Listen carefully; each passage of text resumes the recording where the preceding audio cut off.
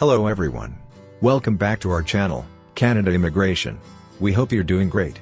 Well, in this video, we'll talk about one way to decrease temporary residences to make them permanent, ministers suggest.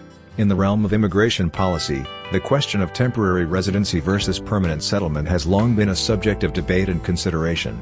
Recently, government ministers have proposed an intriguing solution to address the issue of temporary residence, making them permanent. This proposal has sparked discussions about the potential benefits, challenges, and implications of transitioning temporary residents to permanent status. In this exploration, we delve into the rationale behind this suggestion, examining its feasibility, potential impacts, and broader implications for immigration policy. If you have any query, please contact us on Instagram and Gmail. So, to get all the information, pay attention and watch the video through to the end. Please hit like and subscribe, and don't forget to push the notification bell for upcoming episodes. So, without any further delay, let's jump into the video. Number of temporary work visa holders went from 337,460 in 2018 to 605,851 in 2022. A key method of restricting the population of temporary residents is to offer them permanent resident status, the immigration minister said Friday, but that doesn't mean everyone who wants to stay will be able to. Marc Miller Image Strat. Marc Miller met with his provincial and territorial counterparts for the first time since he announced an unprecedented plan to set limits on the number of new temporary residents. Several provincial ministers pitched expanding their own immigration programs as a way to transition temporary visa holders into permanent residents. The fact people are already here, their impact on affordability has already been baked in, so it's smart, Miller said. But it doesn't mean by extension that everyone's entitled to stay here or be here in Canada.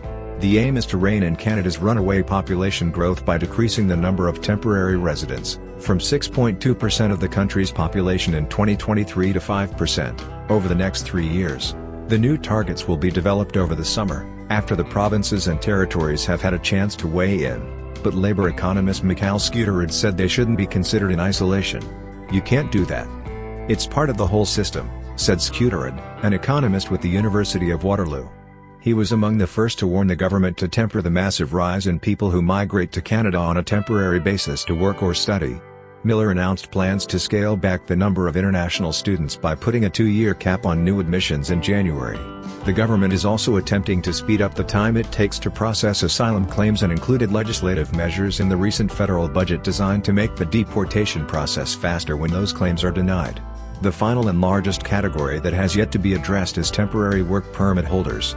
Miller has said it's a workforce the labor market has become addicted to in recent years. In 2018, there were 337,460 temporary work visa holders. By 2022, that number had swelled to 605,851. If you have any query, please contact us on Instagram and Gmail. Worker shortages, housing impacts. Scudderud credits that increase to changes in the criteria for permanent residents, which were designed to fill specific labor gaps. Those changes have created an incentive for lower-skilled workers to come to Canada in hopes of getting permanent residency. That's what's luring huge numbers to come, and it's creating this problem in the non-permanent resident population, he said.